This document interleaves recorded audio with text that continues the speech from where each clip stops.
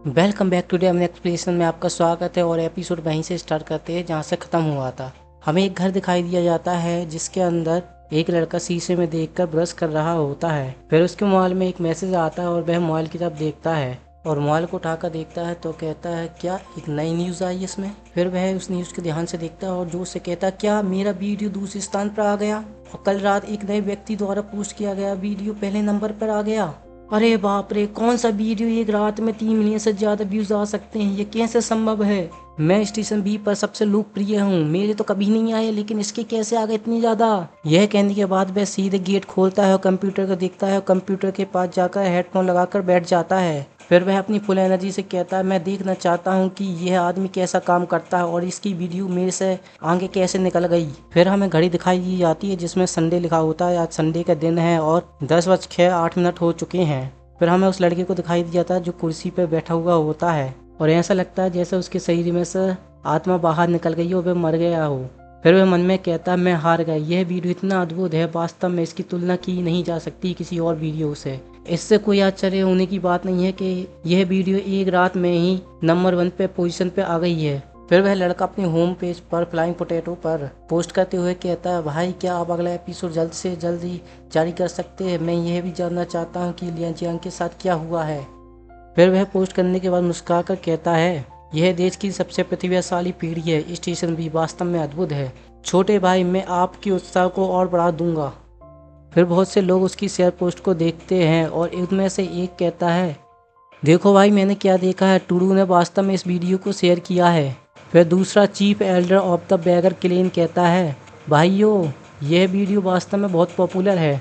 फिर तीसरा व्यक्ति कहता है यह वीडियो वास्तव में टूडू द्वारा रीपोस्टेड है, क्या यह एक न्यू स्टार वीडियो है। फिर चौथा व्यक्ति कहता है मैं देखना चाहता हूँ ये कौन सा व्यक्ति है जिसने हॉट सर्च लिस्ट को डोमिनेट कर दिया है। फिर हमें ब्यूटीफुल सा नज़ारा दिखाई दिया जाता है जिसमें से सुनहरी सी धूप और हल्की सी हवा निकल रही होती है और साथ ही दोनों के सिर दिखाई दिए जाते हैं। फिर उसके बाद जानलिंग के पैर दिखाई दिए जाते हैं। फिर दोनों दिखाई दिए जाते हैं और दोनों आराम से सो रहे होते हैं और सोते समय पे भी बहुत ज़्यादा क्यूट लग रहे होते हैं दोनों के दोनों। और फैंग लिंग सोते हुए सपना देख रहा होता है और बड़बड़ा रहा होता है मेरे प्यारे प्यारे स्वादिष्ट से बंस। और फिर खाते हुए कहता है कि मेरे ये बहुत ज़्यादा स्वादिष्ट बंस है, मैं पूरे खा जाऊंगा। और भी सारे खाने की स्वादिष्ट भोजन देख रहा होता है। फिर उसे एक बंस दिखता है, उसकी तरफ आकर्षण होता है और फिर उसके पास जाता है और फिर उसके ऊपर बैठ जाता है और दबाने लगता है और कहता है यह चावल का केक बहुत नरम है और चिकना है और नरम बहुत ज़्यादा है, ये इसे छूने में ऐसा लगता है जैसे ये बहुत ज़्यादा खाने में बहुत ज़्यादा स्वादिष्ट होगा। और साथ ही उसके मुंह से बहुत ज़्यादा लाल टपक रही होती है। फिर वह अपनी आंखें धीमे से खोलने लगता है और मन में कहता है क्या मैं ये सपना देख रहा हूँ, लेकिन यह वास्तविक सपना लगता है। और वह सपने में अभी भी बंस को दबा रहा होता है। फिर वह पूरी तरीके से होश में आ जाता है और जियांगली को अपनी तरफ सोते हुए देखकर वह शर्माने लग जाता है और मन में कहता है ये एहसास क्या है। और जब उसे एहसास होता है कि वह जियांगली की पूंछ दबा रहा होता है वह बहुत ज़्यादा जोर से चिल्लाता है और चिल्लाकर अपना हाथ दूर हटा लेता है और बैठ जाता है और बहुत ज़्यादा घबराने लग जाता है। फिर जियांगली उठती है और अपनी आंखों को साफ करने लग जाती है और जियांगली कहती है हस्बैंड क्या आप जाग गए हैं।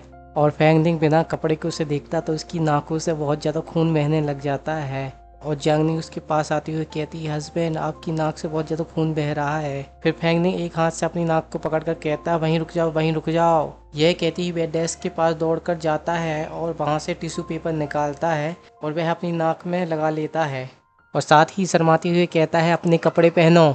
यह सुनते ही जियांगली अपना मुंह फुला लेती है और साथ ही बहुत ज़्यादा क्यूट भी लग रही होती है। फिर उसके पैर दिखाई दिए जाते हैं जो हवा में उड़ने लग जाती है। फिर वह पूरी दिखाई दी जाती है और साथ ही उसने कपड़े भी पहन लिए होते हैं। और फिर वह कहती है फैंगनिंग से हस्बैंड मैंने कपड़े पहन लिए हैं, अब मैं तैयार हूँ।